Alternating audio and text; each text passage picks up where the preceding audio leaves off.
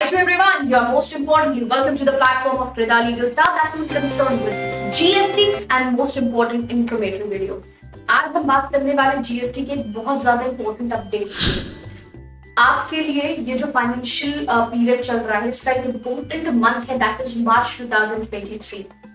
आज के दिन मैं आपको बताने वाली हूँ 3 ऐसे important compliances with respect to GST जो आपको इसी महीने की एंड होने से पहले कर लेने।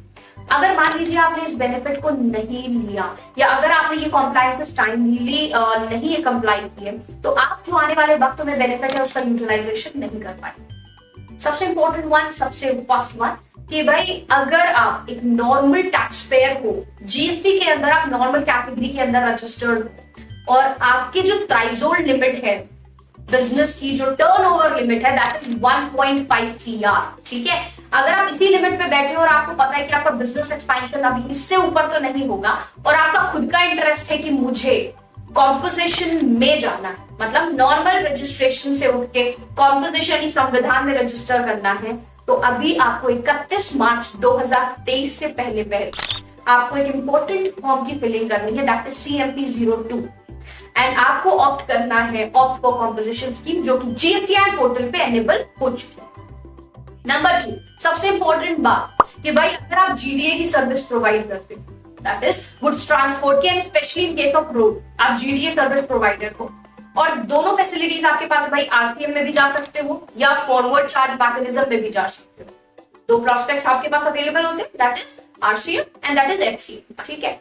तो सबसे वाला इंपॉर्टेंट काम जो RCM वालों को करना है वो ये है कि अगर आप RCM के अंदर आते हो और आपको RCM में ही रहना है आने वाले वक्त में ही, तो कोई भी दिक्कत नहीं, आपको कोई भी चेंज या बदलाव की जरूरत नहीं। बट अगर आप रिवर्स चार्ज मैकेनिज्म के अंतर्गत आते हो, ठीक है, और आपको फॉरवर्ड चार्ज मैकेनिज्म के अंदर जाना है, तो आप सभी के लिए एक इंपॉर्टेंट बात, FCM यानी फॉरवर्ड चार्ज मैकेनिज्म के अंदर आपको अगर एनरोल करना है तो उसके लिए आपको एक इंपॉर्टेंट डिक्लेरेशन देना होगा इन द एनेक्सर 5, ठीक है, जिसकी स्पेसिफाइड जो ड्यू डेट निर्धारित करी है by the GSTN department that is 15 मार्च 2023। आप इस डेट तक या इस डेट से पहले इस डिक्लेरेशन को फाइल। तीसरी सबसे इंपॉर्टेंट बात, आपको अपने टर्नओवर पे जरा ध्यान देना है। टर्नओवर पे ध्यान क्यों देना है मैडम? आपको टर्नओवर पे ध्यान इसलिए देना है, आपको चेक करना है कि प्रीवियस फाइनेंशियल पीरियड में हमारा जो टर्नओवर लिमिट है कहीं वो इतना तो नहीं हो गया कि वो हमारी ई-इनवॉइसिंग एप्लीकेबिलिटी के अंदर फुटफॉल करने जाना है। जस्ट डू चेक कि आपका जो टर्नओवर लिमिट है वो 10 करोड़ तक तो नहीं पहुंचना।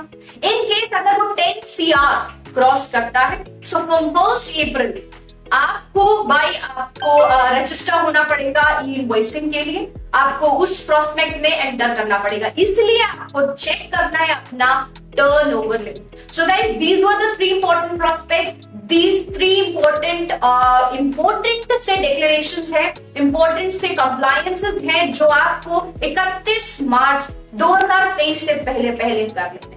अगर आप ये तीनों कंप्लायंसेस टाइमली कर लेते हैं तो आने वाले वक्त में आपको डिपार्टमेंट की तरफ से बेनिफिट यानी राहत मिल जाएगी।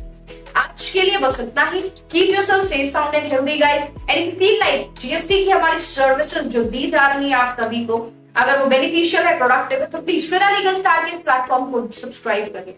हमारे GST master class certified practical course are running, many of the peoples are booking their seats, and if you feel like interested कि आपको GST का पूरा बेसिक से एडवांस लेवल सीखना है, that to with updates with GSTN law ebook with ISO certifications, so please coordinate with this respective number that is 73939775. Thank you so much.